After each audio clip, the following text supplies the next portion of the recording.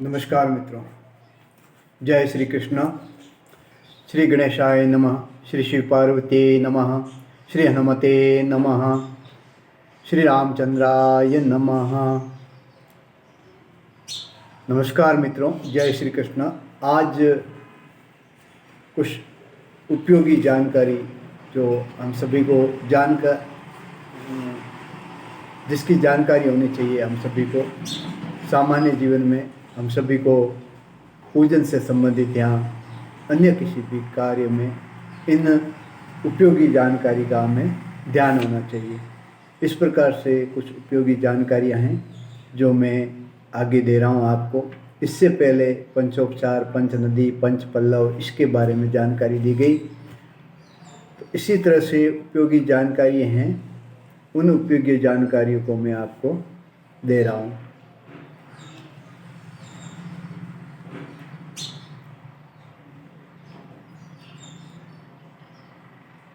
पंचामृत, गौ के दूध, दही और घी में चीनी और शहद मिलाकर सानने से पंचामृत बनता है।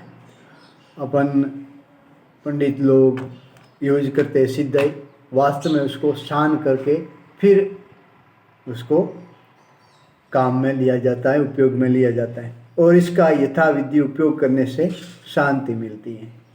पंचरत्न, पंचरत्न जैसे अपन कलश पूजन करवाते हैं या कोई भी पूजन करवाते हैं तो उसमें वरुण कलश पूजन होता है, तो उनमें पंचरत्न डाले जाते हैं। वो पंचरत्न कौन कौन से हैं? उनमें एक सोना आता है, एक हीरा, एक नीलमणि, एक पद्मराग और मोती। ये 5 पंचरत्न हैं। अगर ये उपस्थित नहीं हैं तो अपने को अपनी मन की भावना से मंसोपचारम समर्पयामि करके चढ़ाने चाहिए। जिसकी जैसी आर्थिक स्थिति है उसी के अनुसार चढ़ाना चाहिए। पंचांग, पंचांग में तिथि, वार, नक्षत्र, योग और करण का नाम है, वो पंचांग है। ये यानी पंचांग के 5 अंग हैं, इन्हीं से ये पंचांग बनता है। ज्ञापक है, इसमें व्रत आदि नीचे होते हैं और इन सभी को मिला करके व्रत आदि का निश्चय किया जाता है। फिर है षटकर्म। षटकर्म मतलब 6 प्रकार के कर्म नित्य नैमित्तिक हैं जो हमें हमेशा करने चाहिए। स्नान, संध्या, जप। स्नान हमेशा करना चाहिए, संध्या और जप हमेशा करने चाहिए। होम नित्य करना चाहिए, पठन पाठन नित्य होना चाहिए, देवार्चन देवताओं का अर्चन नित्य होना चाहिए, वैश्वदेव नित्य होना चाहिए।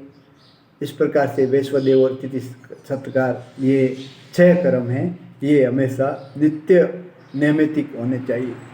द्विज जाति मात्र के लिए इनका करना परमावश्यक। जो भी द्विज मात्र द्विज जाति है उनको इसको करना परम आवश्यक है, उनके लिए ये अत्यंत जरूरी है। षडंग, 6 अंग हैं अपने शरीर के, उनको षडंग कहते हैं।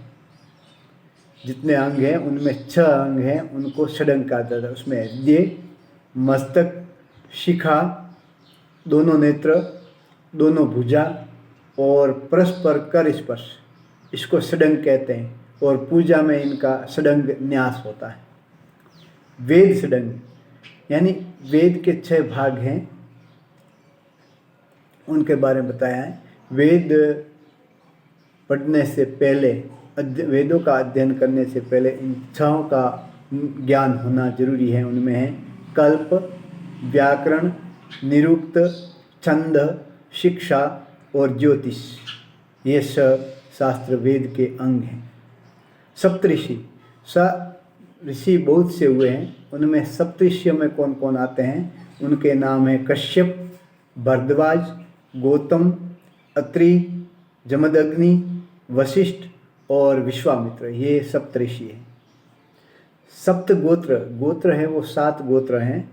उनमें सप्त गोत्र में पिता, माता, पत्नी, बहन, पुत्री, फुआ और मौसी, ये 7 गोत्र हैं। ये कुटुंब के गोत्र हैं, 7 कुटुंब गोत्र हैं, 7 गोत्र कुटुंब के।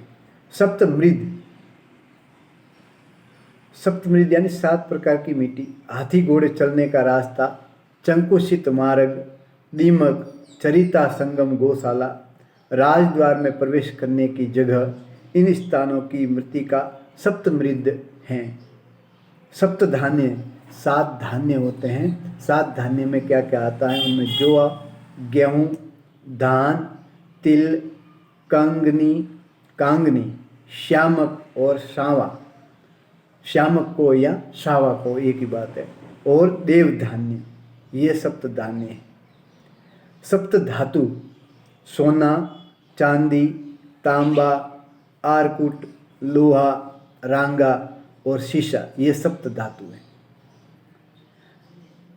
इस प्रकार से अन्य भी उपयोगी जानकारी है, वो अगले वीडियो में दी जाएगी।